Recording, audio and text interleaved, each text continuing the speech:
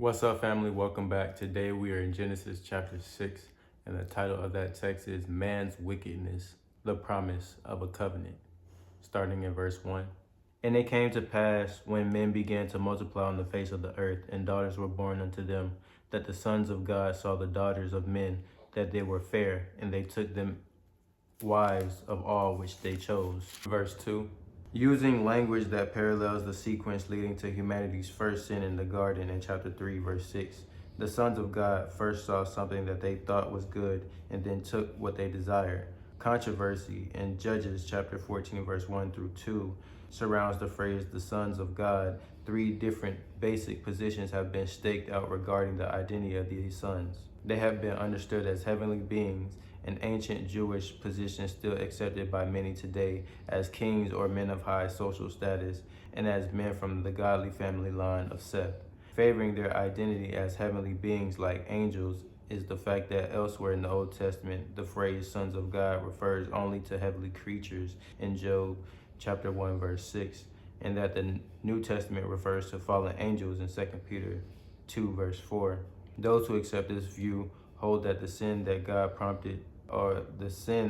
prompted God's anger in this passage was a violation of Genesis chapter 2, verse 24, brought about by sexual relations between human and angelic beings, resulting in the creation of the Nephilim.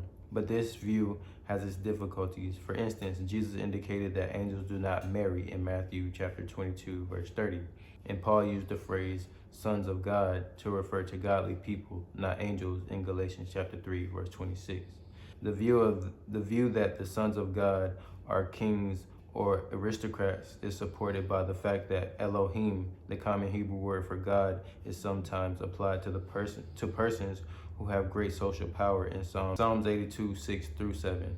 Advocates of this position say that the daughters of men were people of lower social status. Thus, the passage is thought to indicate possible abuse of lower class women by licentious men of privilege. Interpreters who take this view do not necessarily connect the Nephilim with these marriages. The third position is the most popular view among evangelical Christians. It assumes that the sons of God were descendants of godly Seth, while the daughters of men were descendants of ungodly Cain. And the Lord said, My spirit shall not always strive with man, for that he also is flesh, yet his days shall be 120 years. Verse 3.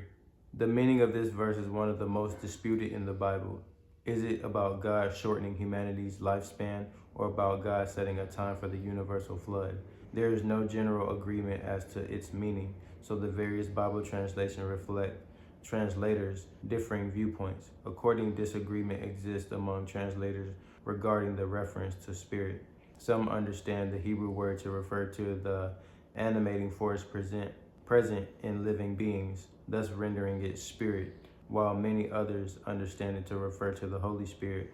Complicating the issue still further is the Hebrew word basar, which is normally translated flesh, but which can be taken figuratively to refer to that which is corrupt. There were giants in the earth in those days, and also after that, when the sons of God came in unto the daughters of men, and they bare children to them, the same became mighty men which were of old, men of renown. Verse 1 through 4. The brief portion of Genesis is one of the most controversial sections of the entire Bible. Major disagreements surround each of these verses. Careful study of the Hebrew text does not end the debates. If anything, it only sharpens them. The controversies are listed below. Verse 4. Two major questions arise in this verse. Who are the giants, and what, if anything, is the connection of the giants to the sons of God and the daughters of men? The word giants come from the Hebrew word Nephilim. The word Nephilim is actually a transliteration, not a translation, of the Hebrew word. Translated, it means fallen ones, a phrase that could mean morally or physically degraded individuals or possibly angels who fell from heaven in Isaiah chapter 14, verse 12. It is impossible that these are the same race as the giants in Numbers chapter 13, verse 33, since none would have survived the flood, and thus could not have lived during the post-flood events narrated in Numbers.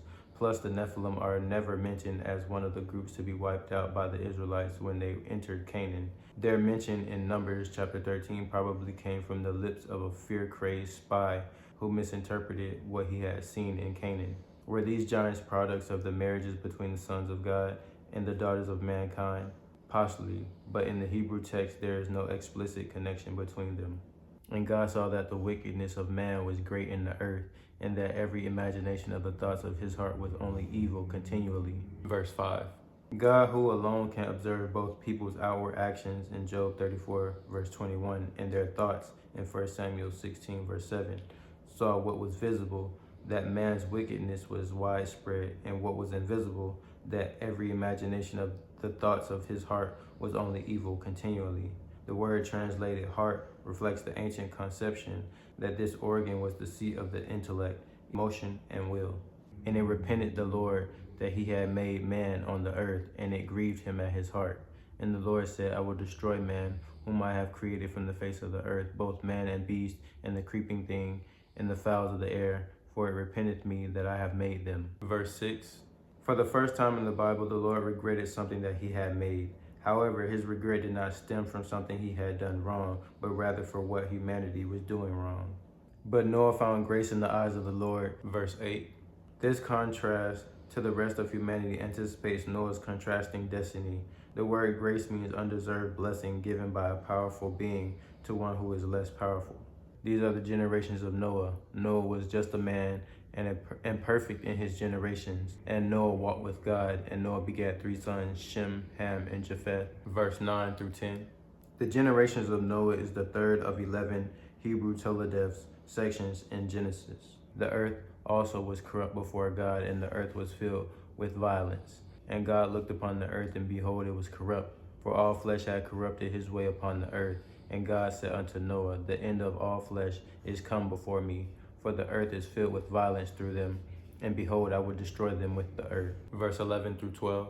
Within these 2 verses, 3 different forms of the verb corrupt are used to describe what humanity had done to itself and the world in Noah's day. The Hebrew word translated corrupt means to bring to ruin or to destroy. Make thee an ark of gopher wood, rooms shalt thou make in the ark, and shalt pitch it within and without with pitch. Verse 14. Because of God's grace and Noah's relationship with God, Noah and his family would be saved in an ark, along with the land and air animals. The Hebrew term translated ark is used only in the Noah account and the story of Moses' early childhood in Exodus chapter 2, verse 3. As used in the Bible, it refers to a watertight vessel used to preserve human life for impending disaster. Gopher is the transliteration of a Hebrew word whose meaning is unknown. Gopher wood may be pine or cypress or something extinct. And this is the fashion which thou shalt make it of. The length of the ark shall be 300 cubits, the breadth of it 50 cubits, and the height of it 30 cubits. Verse 15. Noah was to make the ark rectangular and barge-like in shape, 6 times longer than it was wide, and 10 times longer than it was high. In the Hebrew text, the measurements are expressed as cubits, a cubit being the length from a person's elbow to the end of the fully extended middle finger, about 18 inches. The 450-foot length made the ark the largest ship known to be constructed in ancient times. The ark was to contain an unspecified number of rooms, literally nests, and was to have 2 layers of pitch, that is, asphalt or bitumen, painted over the boards. A window shalt thou make to the ark, and in a cubit shalt thou finish it above, and the door of the ark shalt thou set in the side thereof, with lower, second, and third story shalt thou make it. Verse 16. The word translated window in Hebrew, sohar, occurs only here, and its meaning is unknown. Other possible translations include roof or hatch. If the term means roof, then the text probably indicates that it was to extend 18 inches over the sides of the boat. If the term means window, then it refers to an 18-inch high gap separating the 4 sides of the boat from its roof. And behold, I, even I, do bring a flood of water upon the earth to destroy all flesh, wherein is the breath of life from under heaven, and everything that is in the earth shall die. Verse 17. Only after he commanded Noah to make the ark did God tell him why it was to be built. God would bring a flood, a term used only in connection with the massive all-destroying flood in Noah's day. Everything that is in the earth shall die. The biblical language here and elsewhere in Genesis chapter 6 through chapter 8 most naturally indicates that Noah's flood covered the entire globe. The apostle Peter seems to affirm this in 2 Peter chapter 2 verse 5. that the flood was global has been the dominant Christian understanding throughout history and remains so today. But with thee I will establish my covenant, and thou shalt come into the ark, and thou and thy sons and thy wife and thy sons' wives with thee. Verse 18. The term covenant refers to a binding formal agreement between two parties, a sort of treaty, pact, or contract, and of every living thing of all flesh. Two of every sort shalt thou bring into the ark, to keep them alive with thee. They shall be male and female. Verse 19. Noah was to bring into the ark one male and one female of all living creatures. Representatives of all vulnerable species were to be preserved. Of fowls after their kind, and of cattle after their kind, and of every creeping thing of the earth after his kind. Two of every sort shall come unto thee, to keep them alive. And take thou unto thee of all food that is eaten, and thou shalt gather it to thee, and it shall be for food for thee and for them.